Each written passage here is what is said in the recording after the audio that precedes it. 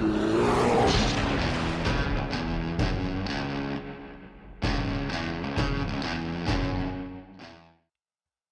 time once again for a weekly watch list. This will be the top stocks I'm watching. But first, we're going to take a look at the SPX, look at SPY, try to give you some insight on how I'm feeling, what I think. But as always, before we get started, be sure you're subscribed to this channel. Click that thumbs up button and click that bell icon so you don't miss out on any of my upcoming videos. I'm going to try my best to record some trades live this upcoming week. Everyone's been asking for it. I will do my best. Now, let's take a look at SPX here to start off with. First thing I noticed, we made a higher high. Possible sign of a reversal, right? We got above this 20 SMA on the weekly time frame. And that's a very significant level. That 4200 was a big level on SPX. I'd like to see us hold above that for some continuation. If we fail that, I believe we will head back down.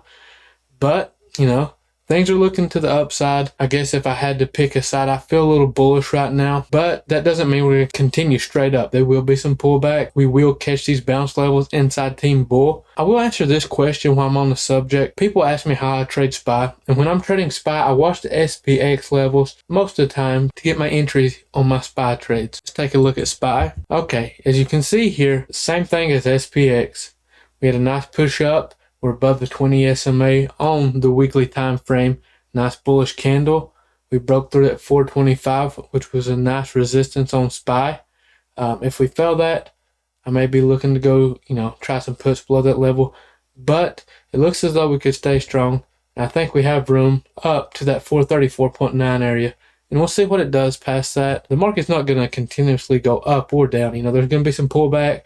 There's going to be some rejects, some bounces. So we will identify them levels inside Team Bull and come up with the best plan to trade them levels accordingly. First stock I'm watching for this upcoming week is Tesla. I do not like taking breakout trades, but I really like this level on Tesla above this 938.25. I think if we get inside that, we have some room. I think once that 1,000 old psychological number, I will be looking to take some calls above that level if the volume's there and the overall market is cooperating. Second stock I'm watching, ticker AMD. I like it above that 104.3 area. Probably use like the 105 calls for that trade. These are day trades personally. If you want to swing trade them, just be sure you know how to manage that sort of position. I never recommend swing trading Tesla. Too much money, too much capital involved. But I like AMD for a break above 104.3 for call options. You can clearly see my price targets there. We did break this downtrend. I'd like to see us make a higher high than what we see here for some continuation to the upside. Third stock I'm watching, AMC, small account friendly. We've been doing really well with this stock. Now, I do have a solid support level on the weekly time frame here, which is at 20.8. Ideally, I would like to see a pullback to that area. I'd like to see a decrease in selling volume at that area. And I'd like to see some buying volume come in. I will pick up some call options for a possible bounce. For those of you that do not know how to trade a bounce, I got a video on that. Go watch that so you know exactly how to manage that trade. One last thing. When I'm picking an option to trade, there's a few things I look for. I look at open interest. I make sure it has liquidity. I make sure the spreads are tradable. And I like to trade the closest strike at the money. That's just how I personally like to trade. You got a good delta. It's not crazy overpriced. That's just some things I look for. Another stock I'm watching, ticker MARA. We've got some strength in crypto coming back, especially Ethereum. I looked at my Ethereum today. I'm in the green finally after a solid month of red. Maybe even longer. I'm not for sure, honestly. But I'm simply watching for a break above this 19.4 area.